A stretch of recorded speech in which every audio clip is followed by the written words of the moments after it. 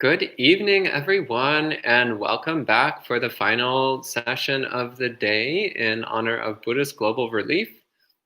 So, as Buddhist Global Relief is all about putting compassion into action, that's what we've been talking about today. So this evening, we'll wrap up this theme first by chanting the Ratana Sutta with the compassionate wish for all those afflicted by the coronavirus in one way or another to be free of affliction, to be free of illness, to be free of economic distress, to be free of emotional distress, to be free of all the assorted kinds of difficulties that the pandemic has brought upon the world. So wishing for the pandemic to come to an end and for everyone to be happy. Then after the chanting, we'll have an opportunity to discuss how things have gone for you today with reflecting on compassionate action, exploring ways to live out these teachings on compassion, doing some meditation practice related to compassion. We can talk about how things have been going and explore where to go from here. So we'll start with chanting the Ratana Sutta as we've been doing the past few weeks. So please join in and follow along. Namo tassa bhagavato arahato samma sambuddhassa. Namo tassa bhagavato arahato samma sambuddhassa. Namo tassa bhagavato arahato samma sambuddhassa. Yani bhutani samagatani bhummani vayani va antalekhe. Sabeva bhuta sumana bhavantu atopi saka chasunantu basitam. Tasmahi bhutani sameta sabe metam karota manusiya pajaya. Divachavrato charanti eva ling tasmahine rakata apamata. Yan kinchi vitang itava hurang vasage suvayang ratanang panitang.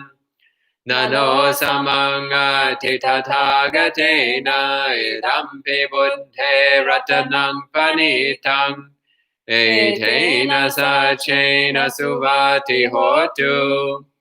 Kayang viragang amatang panitang yadanchaga sakyamuni samahito. Natena dhammena samati kinchi edampi dhamme ratanang panitang. Etena sachena suvati hotu. Yang buddha seto parivannai suching samadhimanantari kanyamahu. Samadhina tena samona vijjati dampi dhamme ratanang panitang. Etena sachena suvati hotu.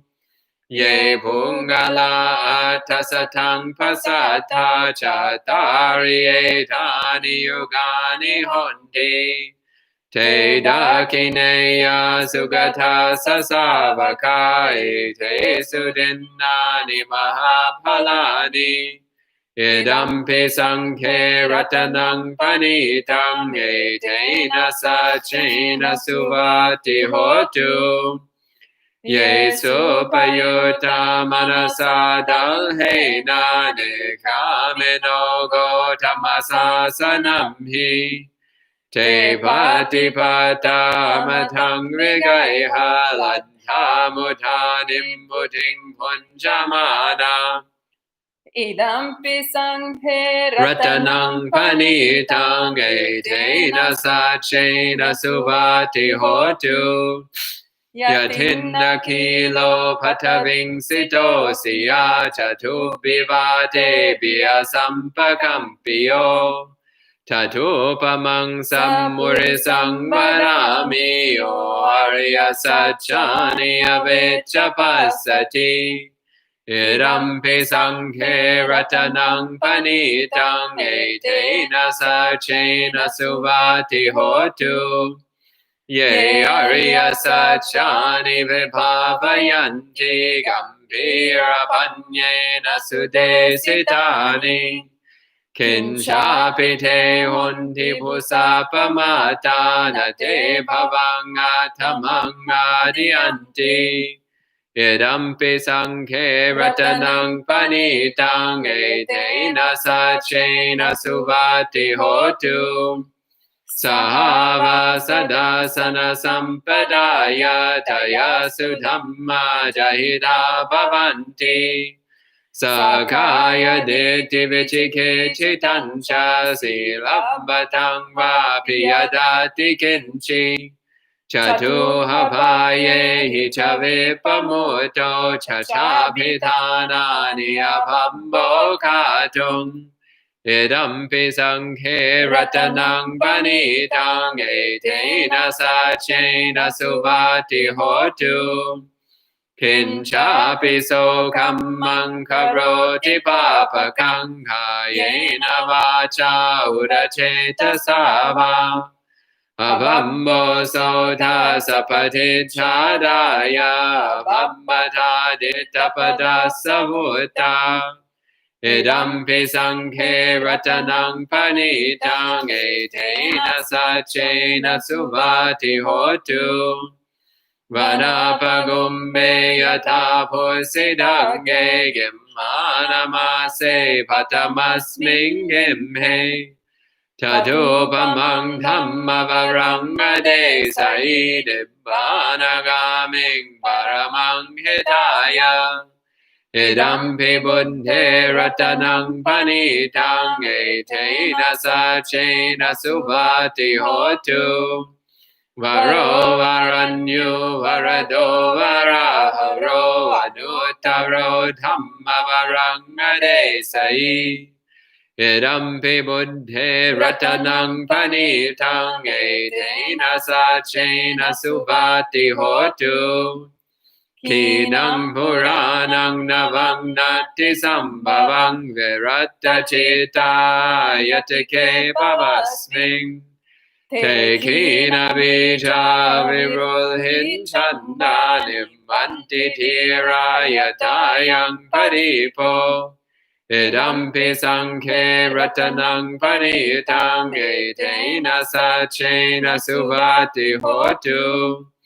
Yani bhutani samagatani bhummani vayani va antaleke Tathagatam deva manusapujitang buddhang namasama suvati hotu Yani bhutani Samagatani bhummani vayani va antaleke Tathagatam deva manusapujitang dhammang namasama suvati hotu Yani bhutani samagatani bhummani vayani va antaleke Tathagatam deva manusapujitang sanghang namasama suvati hotu Etena sacha vanjena dukkhavupasamentu te Etena sacha vanjena bhayavupasamentu te Etena sacha vanjena bhogavupasamentu te. All right. So at this time, it doesn't look like there's any questions or comments yet. So if you have anything you want to discuss, please go ahead and type it in. Otherwise, we'll do a period of meditation. So hello, Bradley, Yasmin, Marielle, Jessica, Liz, and Gabriella. Bradley says we were chanting LOL. Well, Great. okay, I'm happy that you are chanting rather than typing. That's a good sign. Hello, Elaine. Gabriella said, go ahead. Gabriella says, let's talk about the way we can bring compassion off the cushion. Well, I think we've been talking about that all day, haven't we? So compassion is something that should motivate all of our actions, should motivate everything that we say. So compassion is a state of mind. It's an attitude. It's something that we bring to everything that we do optimally. So we should always be reflecting in everything that we say. We should reflect, how can I speak in a way that is kind, that is gentle, that is considerate? How can I speak in a way that reduces the suffering of others, or at a bare minimum does not contribute to the suffering of others? And the same with all of the physical actions that we take, always reflecting, what can I do that will alleviate the suffering of others, or at least not add to it? So this does take a certain amount of thought and careful reflection. So considering the effect of our choices, considering the effects of our speech. And sometimes that means that we wind up saying less. And that's actually fine. It's better to be silent than to say something harmful. But it's better to say something helpful than to say nothing at all. So we do need to keep this in mind. Constantly keeping in mind this motivation of compassion. So developing compassion through meditation practice is important. It helps to build up that state of mind. It helps to build up that attitude. But then we should be trying to keep that state of mind at all times, always bringing it to mind. So for example, a few minutes ago, Ayasoma and I were outside watering the garden. So that was a chance to reflect on how, first off, that our garden is providing food for bees and birds and deer. So the local deer, possibly the wild rabbits. I just saw a rabbit hopping around in the front yard a few minutes ago. But they've already come and started snacking on our garden, which is lovely. The bees have also been very happy about all of the clover flowers. So I was mentioning to Bradley how sometimes all it takes to feed sentient beings is just to stop mowing your lawn for a while, because then it starts flowering. So right now, the monastery is surrounded by flowers. All these lovely little flowers popping up everywhere. Just because we've stopped doing the suburban thing of cutting your grass every few days, which is really weird when you think about it. So just by not cutting the grass for a few days, then it turns into a vast field of food for the bees. How lovely is that? So reflecting on how what we're doing is alleviating the suffering of countless sentient beings already. And also the fact that we're doing it in a natural way without using chemicals or pesticides or herbicides or any of that. It means that it's all nourishing and supporting the environment, supporting the soil, supporting the worms and insects that live in the soil. So it's bringing up a recollection of compassion, that motive of compassion behind what we're doing. So that's not meditation practice in the sense of sitting down, but it is meditation practice in the sense of developing a heart of compassion in all of one's activities. Any thoughts? Gabriella is also adding, especially in the as an enlightened attitude into enlightened action, especially in the sense of how to alleviate the suffering of ourselves and others when we take action for helping to save humans, animals, and other non-human beings.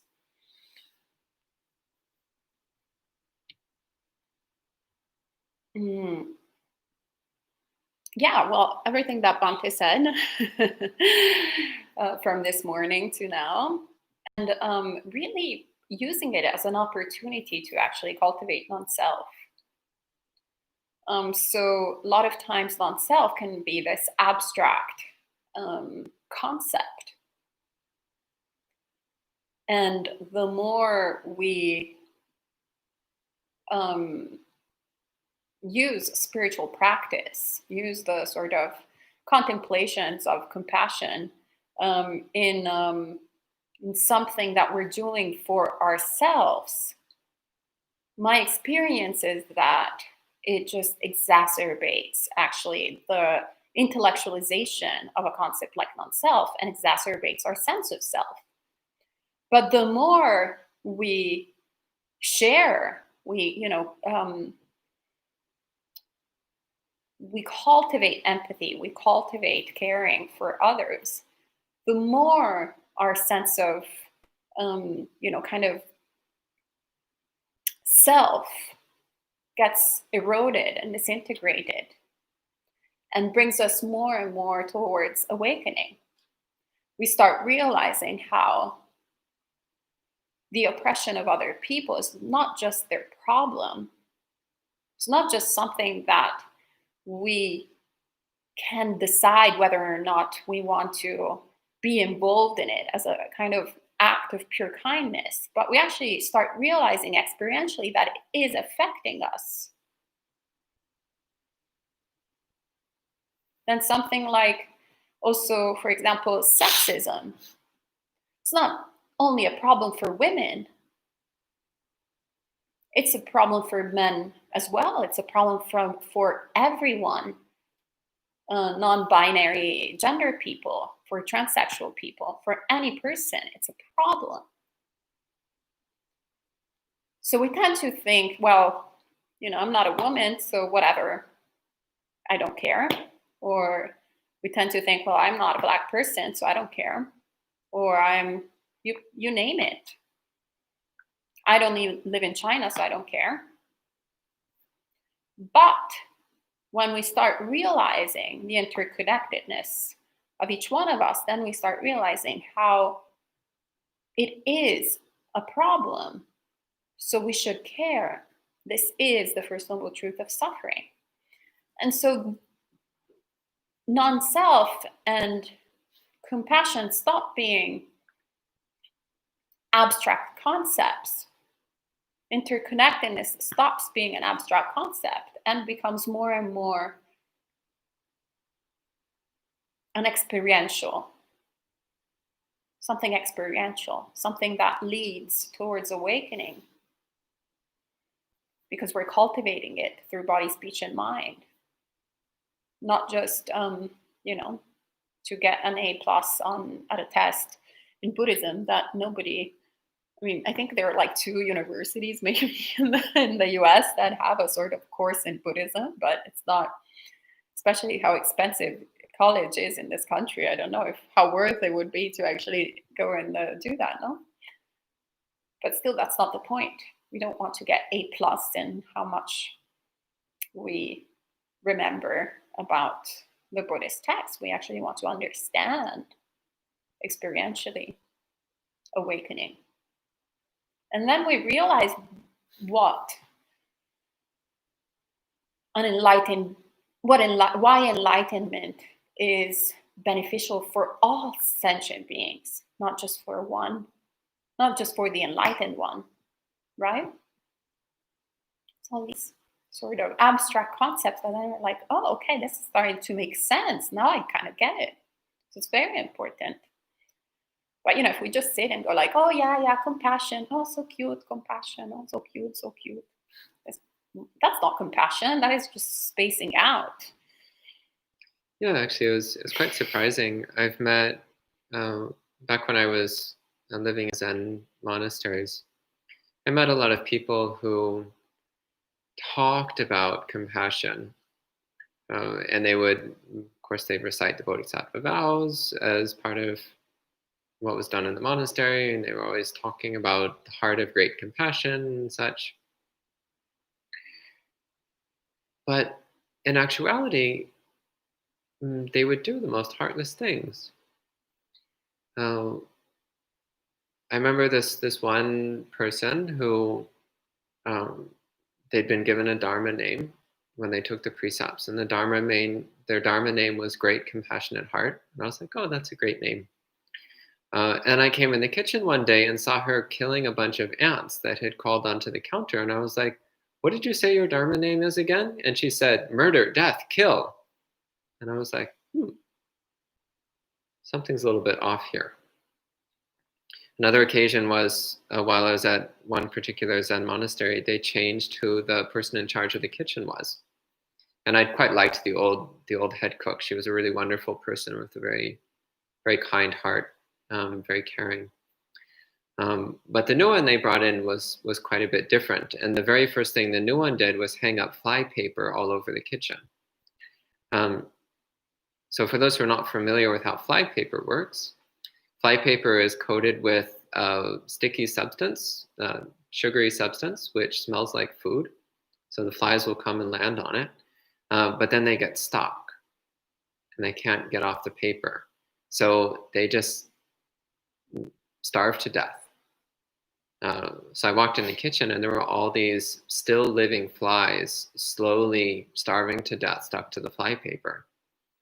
So I was like walking into a torture chamber, and I was like, well, what happened to all that talk about compassion? And these are because these two individuals that I'm referring to had apparently never really internalized the words. They say it every day, saving all sentient beings, great heart of compassion, blah, blah, blah. But they weren't actually bothering to reflect on what that meant and to live accordingly. So they saw nothing wrong with slaughtering sentient beings in horrible ways, provided they were small, of course. Again, it's really strange how so many people think insects are not worthy of compassion just because they're really small. By the way, compared to Brahmas, we're really small. Thought I'd say that. We're like insects compared to Brahmas. Minor detail. It's all relative. Size is relative. Oh, and coming back to your comment about Buddhist studies programs in universities, there's actually a lot of universities which offer them, but there's only 2 universities in the US where that degree means anything. Oh, well, I got the 2 number, right? Yeah. But just somewhere. Because both of those places that I'm referring to, so University of the West is run by Fo Guangshan. So it's an actual monastery where the teachers are actual trained Buddhist monastics. And the other one is City of 10,000 Buddhas, which is also an actual monastery where the teachers are actual monastics. Okay, clearly not up to date with the Buddhist universities in so the I would say you're States. correct when you said there's only a couple places in the US you can get a Buddhist studies degree. It's those 2 places. Everywhere else you can get the title, it just doesn't mean anything. All right. But side point. And Marianne says, I'm just reflecting right now, so I don't really have a question, but following the Dharma is to clean up the beforehand karma, which can also mean reinvestigating the way we were raised and taking responsibility about who we want to be. It's true power because we're no longer reacting to our conditioning, but rather creating better conditions. Yes, correct. I would say that definitely matches my experience of practicing Dharma. But there has to be the willingness and also the understanding that that is part of the work, that it's not just by sitting that all of a sudden we have the revelation, like, doo, Satori. You got to work. You need to create the conditions in order to get Satori as a result. Not having that intention to begin with. So that, I feel, is sometimes where we misunderstand these teachings, where there is a sort of idea that just by sitting, all of a sudden, you're going to get awakened. But by sitting, you're just sitting. I sat most of my life. We sit so much here, like in an industrialized society, in front of computers all the time. So the actual, like, part of sitting is not conducive to awakening. It's everything else that we do while sitting and while standing up and while walking around, and what we do with body, speech, and mind. So the Buddha has always been very clear about that. And so we need to understand that there has to be a work that we're doing and really checking our conditioning, really questioning every single idea, thought, view that we have, and being open to also like other people's views, how bizarre they are, taking them for a moment as a working hypothesis and going, maybe I might be right, I might be wrong, might be right. How does this match with the Dharma? Why is my mind inclining in that way versus the other way? Why do I have these thoughts about myself and others? And then we start realizing what the patterns are, and we can change them. But if we're not aware of the patterns, then just keep on like spinning round in circles. Great. And Bradley has a series of questions, a series of comments. So I'll read through all of these and then come back and fill in the other ones. He says, on my way back, I saw my neighbor watering his newly replaced lawn. I sent him some kindness and compassion. All the dukkha, I noticed that when everything was erupting, I felt overburdened by all the news and suffering. It was hard to see what something useful I could do. I was very happy for today because I realized there's tons of options. One size doesn't fit all. So I donated a little bit here, meditated a bit there, did some giving, spent some time with dear friends, and really just looked at my feelings. Where's the dukkha? It was very refreshing, and I could see there's actually a lot I can do within my own sphere of influence. Yeah, that's wonderful. I'm really glad that you recognize that there are things you can do. So there can be this feeling of powerlessness, especially when dealing with large-scale problems on the scale of nations or multiple nations. It's really challenging. But if we rather look and see, well, what is within my sphere of influence? What do I have the ability to improve within my immediate control? And we start to realize, yeah, there's a lot we can do. And maybe it's a little bit. So if our sphere of influence affects even just 10 people, well, if 1 out of every 10 people did something good for their sphere of influence, then that would change the entire world. But actually, realistically, each person's sphere of influence is much larger than that. Even if you're not a public figure of any sort, even if you're just an ordinary individual, your sphere of influence is probably 100 plus people, or even more. I'm sure you can find online some way to calculate the size of your sphere of influence. So it doesn't really matter exactly what the number is. But it's just recognizing we can do things. We can do things that have a positive effect on the world, to the extent of our world, to the extent of our domain of influence. And Liz says, how should one go about controlling emotions, empathy? Sadness, anger, etc. often come into play while experiencing compassion for another being. Well, first of all, I'm not a particular fan of the word controlling emotions. So that's when emotions are controlling us, then we get into this sort of matching competition. Oh, I'm going to try and control you emotion that is arising. It's like a power game, fist fight that we're always going to lose. How many times Buddhist practitioners that I have like had an exchange with, at a certain point they got angry and then they were like, I'm not angry! Ah! I've seen that countless times. Or even myself, when I was like, even the other night, there was a little bit when I started crying and I didn't want to cry. And I was like, stop crying! Boom! And the crying takes over. I think it's, if we look at our experience unless you're being trained as an Anglo-Saxon, so you have like really a lot of like hardcore experience at this game. I'd say the average individual I know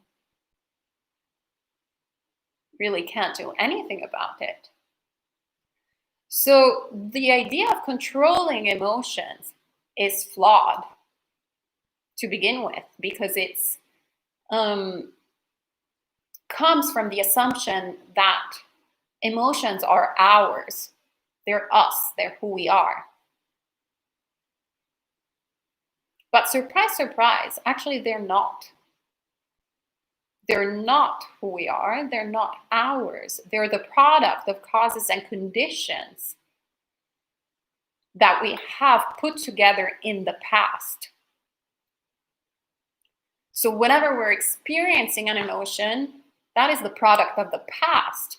What we can do in the moment is to do something to create new conditions for new emotions to happen in the future. So once you start really getting acquainted, first and foremost, with what the emotion is happening, when it's happening, you start seeing it.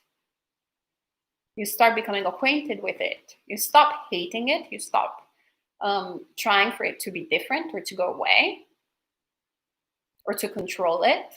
You stop getting into this sort of competition, or you just go, okay, this is what's currently present. Let me investigate it. Let me analyze it. Then it becomes no different than whenever you go around in the neighborhood. There's lots of different houses. At the very beginning, when you move to a different neighborhood, I moved in lots of different neighborhoods in my life since I was a little child. So the very beginning, either everything looks the same, especially in this country, I have to say, to me, everything kind of looks the same because it was built around the same years, but where I come from, everything looks different. But still, I don't remember quite well. I wouldn't remember. I would go like, oh, where am I? I don't know. Should I go right? Should I go left? What is this? But then as I start living in a sort of neighborhood, I start understanding, okay, if I turn there in this road, I will end up in that other road. If I want to go to the supermarket, I have to go in that direction. This house, like, you start creating some points of reference. You become familiarized with the neighborhood. So that's in the same way, we start getting familiarized with our emotions. This is the first task that we need to do. And we do that in sitting meditation. So one of my main practice that I've shared in the past is mindfulness of emotions. So whenever these strong emotions happen, I start looking at them. I start becoming acquainted with them. And the immediate result is that I start taking them less seriously. So they have less momentum, which then also means that experientially I know what it feels like. I know what anger feels like. I know when it begins. I know when it's there staying, and I know when it's ceasing.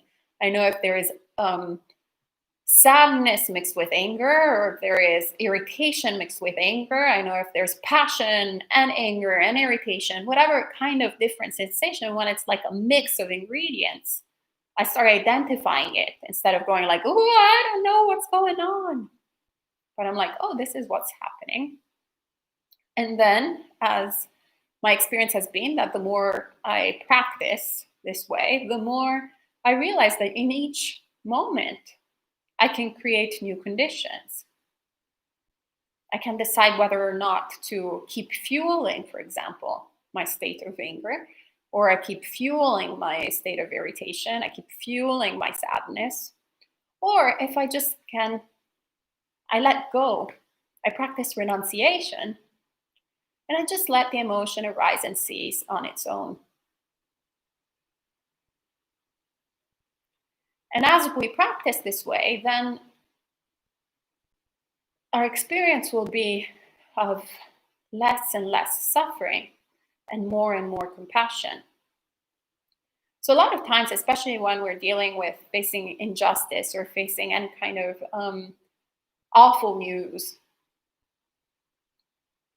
but in particular in terms of social justice, um, we tend to have either anger or like sadness. And we tend to fixate as practitioners with the fact that we're not supposed to be feeling that way, that a good Buddhist is not supposed to be angry, and a good Buddhist is not supposed to be whatever it is that we think a good Buddhist is supposed to be. And that just actually creates the conditions for repression of our emotions, which fuels them even more. But what we want to do is something else. We want to understand that our experience, whenever we're looking at injustice, there is critical thinking there. There is compassion there. And then there's also anger. And then there's also sadness. And we want to start separating these things and keeping the wholesome and tossing the unwholesome, cultivating what is beneficial and sweeping away the unwholesome. But we can only do that if we start getting acquainted with it and we understand it. And Gabriella asks, I have heard of ways to alleviate the suffering of Peta, ghosts, by offering alms on behalf of the dead, but only one's ancestors. How can we help all ghosts, and can hell beings be helped? So, I'm not exactly sure where this idea came from, that dedication of merit only helps Petas. And in particular, I haven't heard that it only helps one's ancestors. That's new to me as well. And that's new to me, that someone saying it can only help one's ancestors. I have heard others say that dedicating merit only works for Petas, but there is no basis for this in the suttas. So my understanding is that you can dedicate merit to any being in any category of being, and it can be of benefit to that being.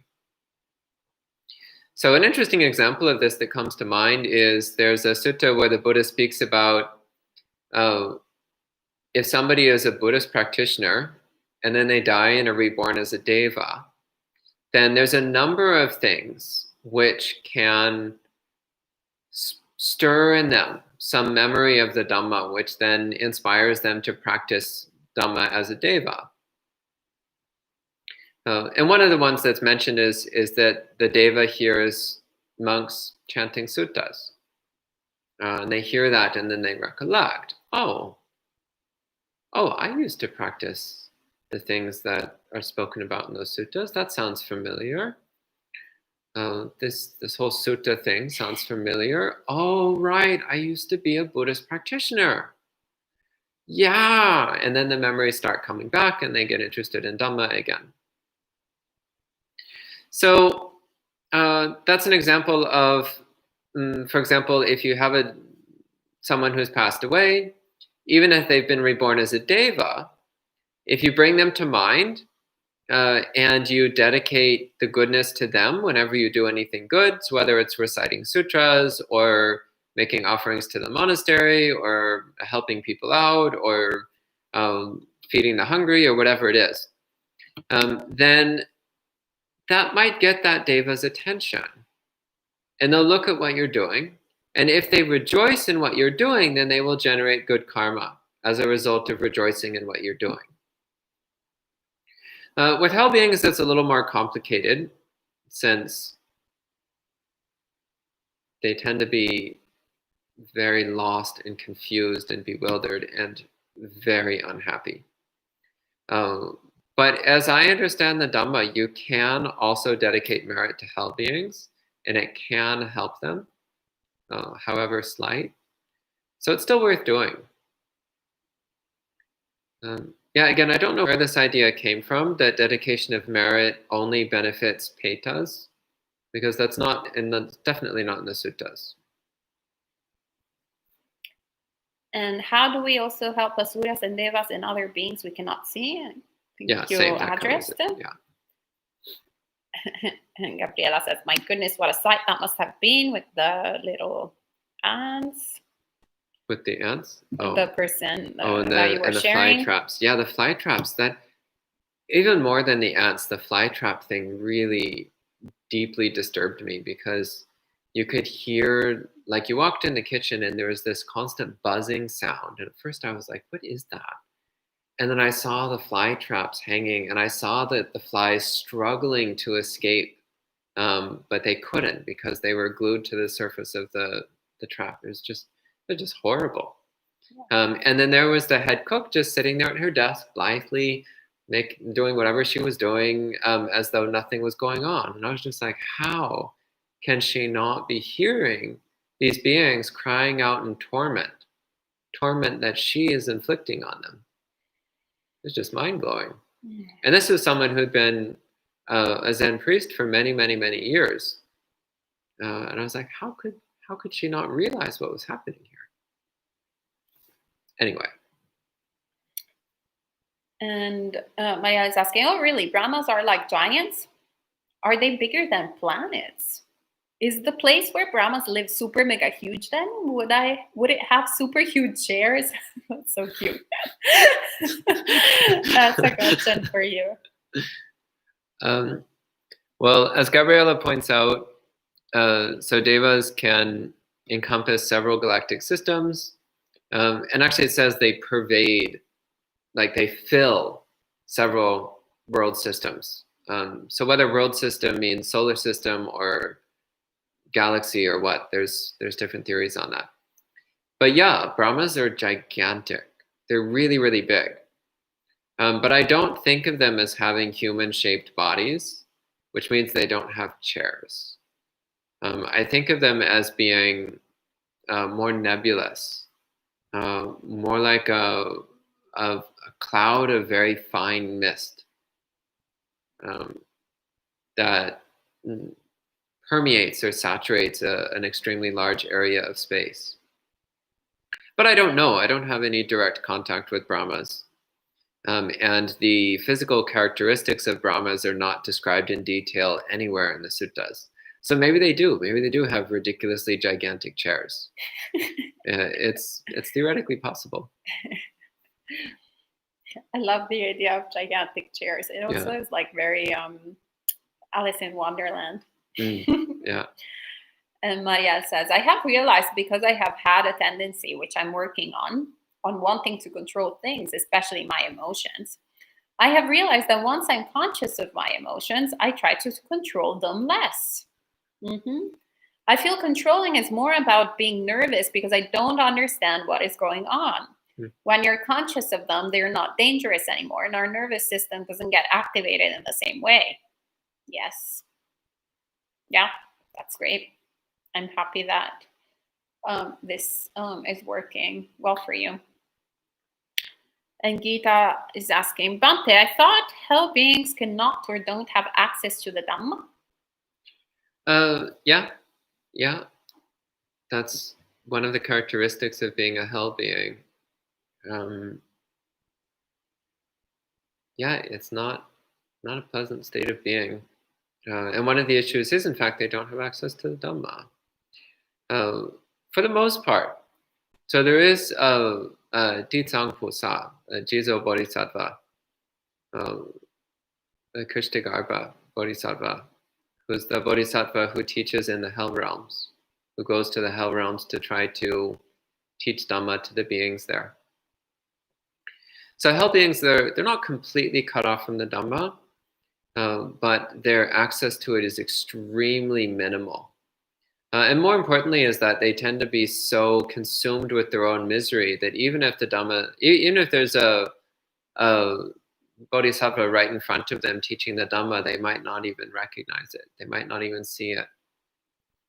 Because hell beings are so wrapped up in their own misery and torment that they don't see anything else. Gabriela says there's some commentary in the Anguttara Nikaya that Mahakassapa went to the hells and did teach the Dhamma, making a cool spot. There's also an arhat who did the Dante's Inferno story in Thailand and went through all the realms. I think that was that the book that someone donated to a Jampunadamo loan, yeah. The 3 Worlds According to King Ruan. I think that's the one. I've read the book. I wasn't a huge fan. It was really weird and didn't line up very well with the suttas. Like the Divine Comedy. Okay. As far as Mahakassapa going to the hills to teaching the Dhamma, I remember that story as well. Though I'm not sure if it's actually from the suttas or if it's apocryphal. Yeah, beside the point. It's possible to communicate with hell beings for those who have very advanced powers. So that would include the Buddha, and that would include Mahamoggallana, and that would include Ditsangpusa. It does not include me. But again, the problem is that for a hell being to be able to recognize what's being done for them, to recognize the Dhamma that's being taught, they need to already have some amount of karma to allow that to occur. They need to have some amount of Dharma karma, Dhamma karma, in order to be teachable. So that's something important to keep in mind. Why are we in contact with the Dhamma now in this life? It's because we've cultivated Dharma karma. It's one of the reasons why it's so important to share the Dharma, to not hoard it for yourself. Because by sharing the Dharma, then we keep our stockpile of Dharma karma topped up, so that we'll keep having access to the Dhamma. So a question that comes up a lot, and actually it's been asked many times to us in these live sessions, how can we ensure that we'll still have access to the Dharma in future lives? And the answer is by helping other people have access to the Dhamma, by sharing the Dhamma with others, by supporting people who share the Dhamma, by upholding institutions that are spreading Buddhism, doing what you can to facilitate access to the Dhamma for others, whether through personally teaching or through helping others access teaching. So that then if you do wind up in a hell realm because of some other bad karma, if you still have that spark of Dharma karma, then you might be one of those hell beings who encounters Ditsangpusa or Mahamoggallana, or any of the other beings who have the ability to teach in the hell realms. And Bradley says, it's so hard for humans to recognize the Dhamma. I can't imagine how hard it is for hell beings. Yeah. Or higher realm devas. Yeah, that's right. Yeah. So as I mentioned, hell beings are usually so wrapped up in their misery that they wouldn't recognize the Bodhisattva teaching Dharma.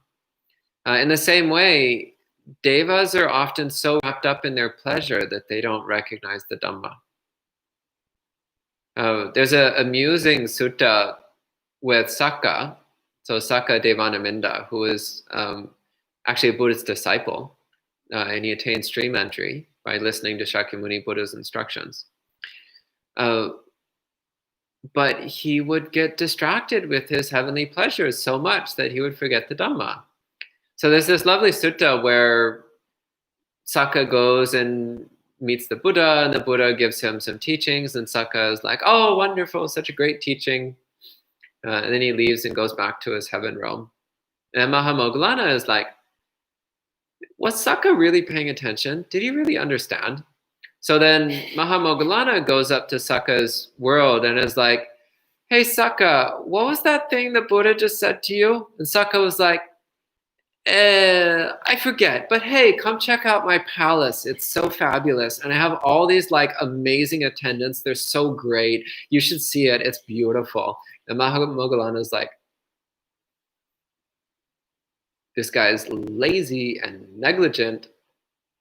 So Mahamoggallana starts an earthquake in the heaven realm, which freaks out all the devas. And Sakka's like, whoa. And Mahamoggallana is like, so what was that thing the Buddha taught you? and so is sparking this reminder in Sakka that his beautiful heaven realm was temporary. It was unstable, like everything else. So if even Sakka, who is a devout follower of the Buddha and a stream enterer, even he so easily got distracted by the pleasures of the heaven realm, all the more so for devas who are not much interested in Buddhism. So yeah, the deva realms are very pleasant, but they also nourish our tendency towards negligence and indolence and laziness and greed and attachment. So that's also not considered a particularly good realm for practicing Dhamma. Bradley says, I can picture the gods drinking wine and enjoying fine foods and being aghast that anyone could ever talk about renunciation. Like, yeah, whatever. Yeah, that's pretty much about all my friends from my previous life within this life who work in fashion, and they were all greed types. And they're having most time, like, sort of kind of good experience in samsara. And they're all like, yeah, whatever with this renunciation. I'll be with this wine and good view in Italy or whatever. Yeah, that reminds me of some of my friends when I was a teenager as well. And there was a little conversation between Mariel and Gabriella about inviting non-human beings to listen to the Dhamma and so on. But wait, Mariel has the question. But what if this is hell and we don't know it is? Well, it doesn't really matter because you actually have the opportunity to practice the Dharma. You're here, you have contact with the teachings, so it doesn't matter whether this is hell or not. We might be Jesus Bodhisattva. Point being is that you have the teachings of the Buddha and you have the opportunity to practice. Yeah, though, as Gabriella says, this is not a hell realm. It might seem like it sometimes, but it's not. No, if you read the Buddha's descriptions of the hell realms, then you're like, oh, Lord, wow, that sucks. I don't want that. Human life is not so bad, actually. But yeah, I fully agree with sharing merit with devas and inviting devas to listen to the suttas and the Dhamma talks and so on. In fact, this is a custom in Thai Buddhism. Whenever doing auspicious chanting, first they invite all the devas to come and listen. Yeah, it's beautiful. I love it. Actually, the invitation to the devas is quite lovely. Well, it depends on who chants it. When I chant it, it's not very lovely. Well, when Ajahn Amaro actually chants it, it's beautiful. Well, Ajahn Amaro is a vocalist. That's a different thing. He's a singer. I'm not a singer. Anyway, Marielle says, I do believe there are some demigods around us, people who are just like that, but are also kind of nice and also have too much of good luck, just like what Bradley described. Yeah, I mean, there's some humans which have a very strong deva-like karma. So they live deva-like lives as humans. And there's also devas who take human form and come and play around with us every now and then. So there's a really interesting story of a wandering monk, and I'm blanking on his name right now, but this was a couple decades ago maybe. There was a wandering monk who he wandered around mostly in the western and northwestern part of Thailand, and he'd go over the border to Burma and so on. He'd wander around in that area, which even to this day is still a very wild area in terms of wilderness, mountainous jungles, and very few villages, not a lot of civilization. And this monk was walking a very long route, which took him through a mountainous path where the villages were too far apart to get between in one day. So he would have to walk for 2 days without food. And so he's walking, and it's on the second day, and he's walking along this mountain trail. And he comes around a corner, and there's a man and a woman, like unbelievably, fabulously beautiful man and woman standing there with pots of food to offer to him. And they offer the food to him, and it was this incredibly fragrant smell. And then when he went down and to eat the food, it was incredibly delicious, like unbelievably delicious food. And this happened in the middle of a wilderness, more than a day's walk from any village. So the monk realized these were devas. These were devas who came to offer alms food to him on his journey, so that he didn't have to go without food that day. So it does happen every now and then. Devas take the form of humans and come and interact with us. So you might have met some devas and not known that's what it was. It's possible. Anyway, that's the end of the questions and comments. So if you have anything else, you have a very short amount of time to start typing it in before we close for the evening. Ooh.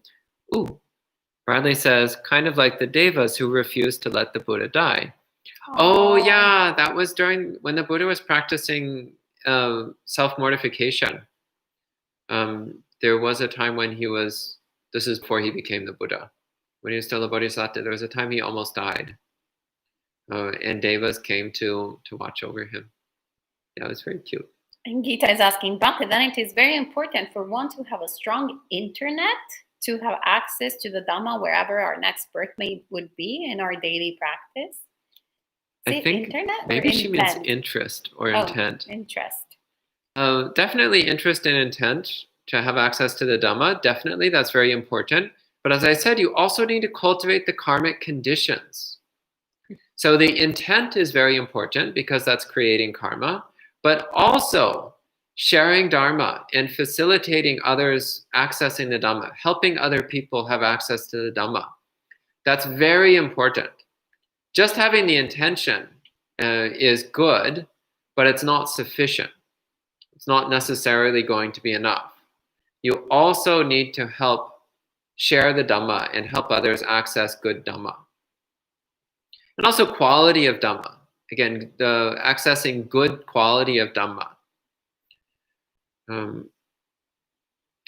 So forming the intention is good, but you also need to fill up that Dharma Karma bank. And as far as important to have strong internet, that actually is important these days. It helps. It does help. I first really got interested in Buddhism through things I read on the internet. And a lot of the Buddhist teachings that I explored early on were all through the internet. And I found the first Buddhist monastery where I went to while looking for something entirely different on the internet. And then I found the directions where to go to, how to get to the monastery on the internet. So yeah, the internet can help. And Gabriela is asking, Bhante, I want to know what you and I did as lay people for compassion practice and how it changed as monastics. You can go first. Well, that was a long time ago. That was like 15 years ago. But even then, I remember I would sometimes do random acts of generosity.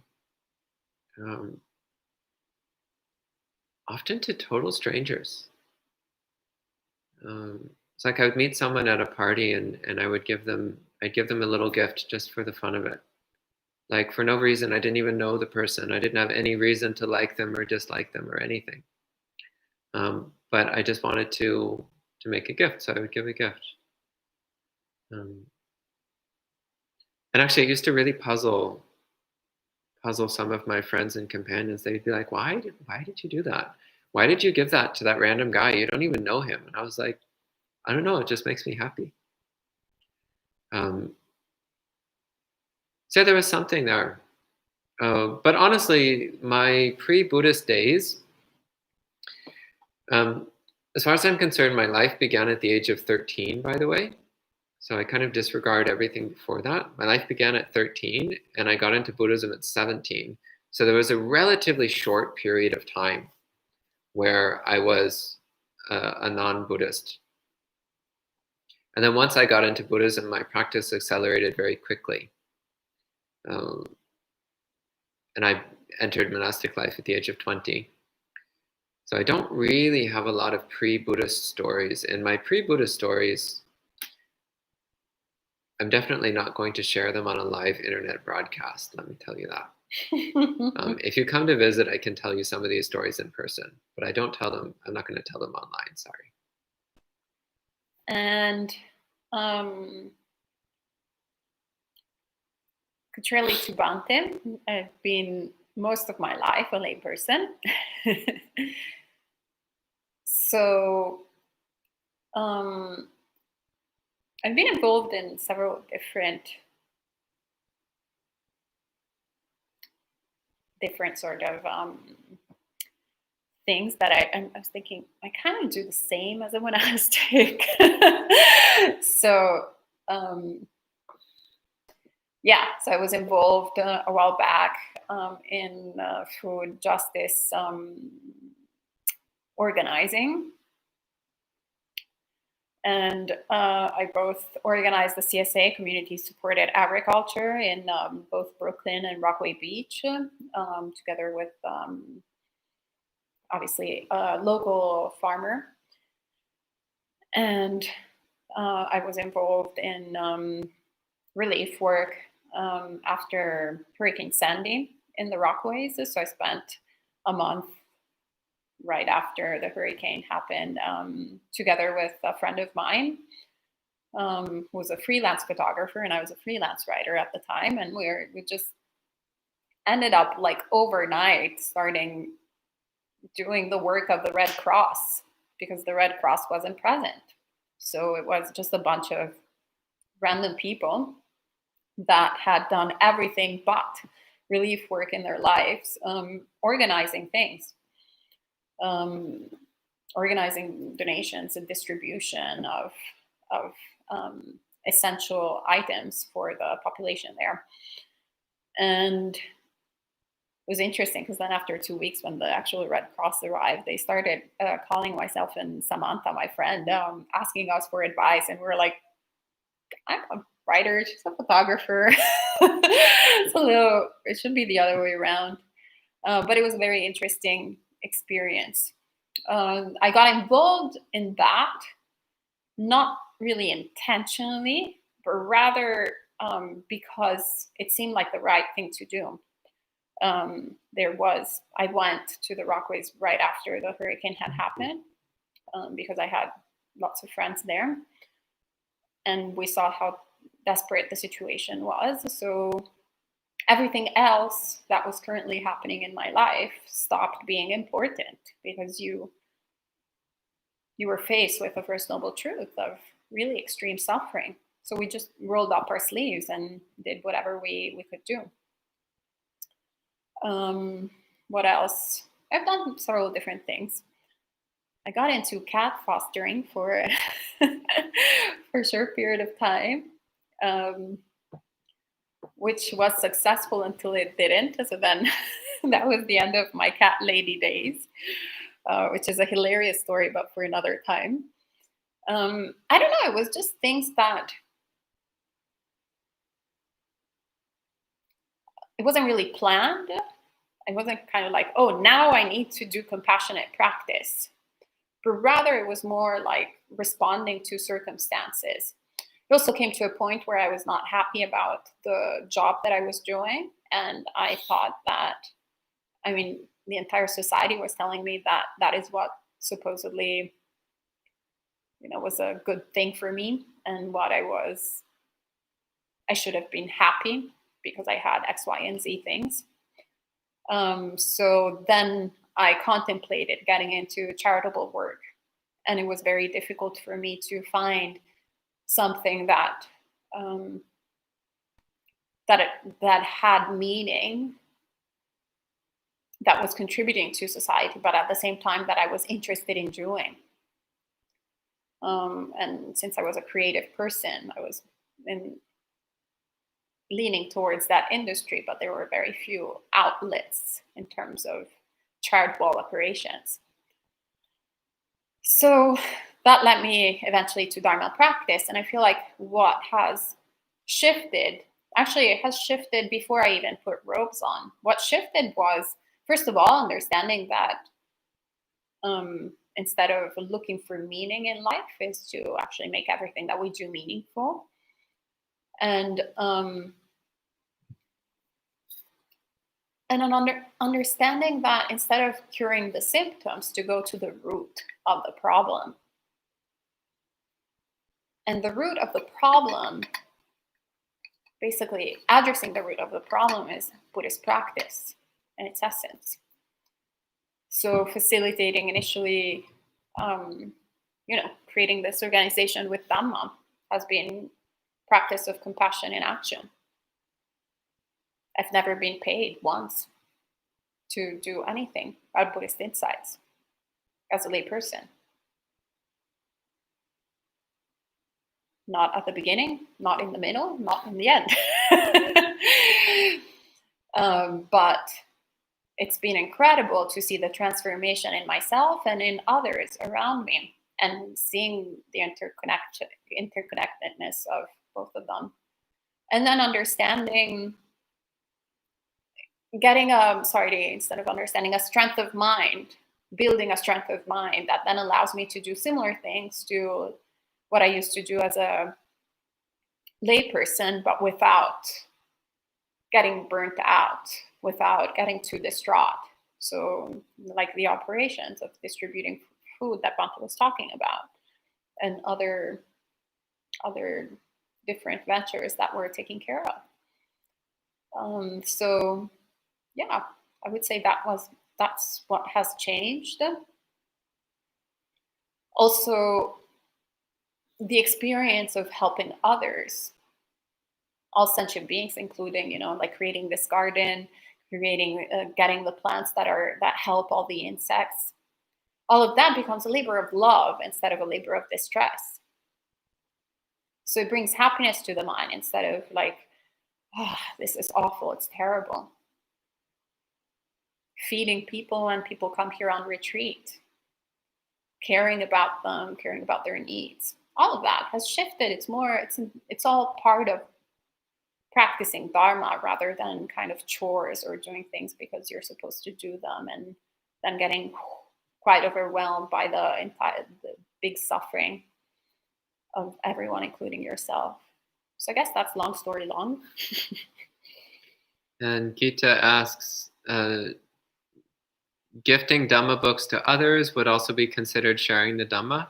Yes, yeah. Giving Dhamma books is a way of building up your Dharma karma. Yeah, definitely. Good thing to do. And Gabriela is asking, do you know of Bhante and Alio's book, Compassion and Emptiness, and do you recommend it? Yes, I do know of it, and I actually also have a copy of it, but I actually have never read it. So I cannot recommend it because I have not read it. And in the past, I have recommended books that I did not read, I had not read, but I liked the title or subject, and then I regretted it. So I will be neutral on this one. Yeah, similarly, I like the title, but I've never read it, so I can't comment. Maybe you could read it and then let us know what you think. Maybe you can do a sort of Buddhist book club where we read the book and then we discuss. Maybe. Bhante is not excited. Oh, well, because then I have to read books that I don't really want to read. Maria says, thank you both for helping us to be more awake and to have less dust in the eyes. Well, thank you as well, Maria. We're all in this together, so we're all helping each other out here. And Marielle says, I feel I have reconnected with things I sort of knew, but also sort of forgot during this pandemic, and it's because of you too. Oh, you're so kind. And Lujan, I hope I'm pronouncing your name. Lujan. It's probably Spanish. Yeah, maybe you're right. Lujan. From Argentina. Oh, yes, from Argentina. Then, yeah, you probably also have Italian descent. Oh, there was Italians in Argentina? Yeah, one of the biggest immigrations, which is why it's Spanish that I understand the most, because they actually have an Italian accent. Oh, we should go to Argentina then. Thank you, Lujan, for tuning in and your kind words. Bradley's excited about the book club. Also, Gabriella. Ooh, great. Let's do it over Zoom. Dai, So Bante. you guys. Dai in Italian means come on. It doesn't mean that. Well, in Japanese, it means great. Oh, really? Interesting. Yeah. So dai Bante would mean great Bante. So lovely. yes, I'll take it. So you guys can have fun with your book club, and then you can report to me how it goes. Okay, I will participate. I like the book club. Okay. My book club would just be the Pali Canon in Pali. That would be my book club. Well, he might need some convincing. Let's see. All right. Well, I think that's all for this evening or for today. Thank you so much for joining us. And Gita says, I agree with Bante. Oh, Gabriela says, I like that book club too, Bante. My favorite book. Lovely. Yes, it's all our favorite books. So some of us prefer it translated. That's just because you don't know Pali. Exactly. It's true. It is true. All right. Well, thank you so much.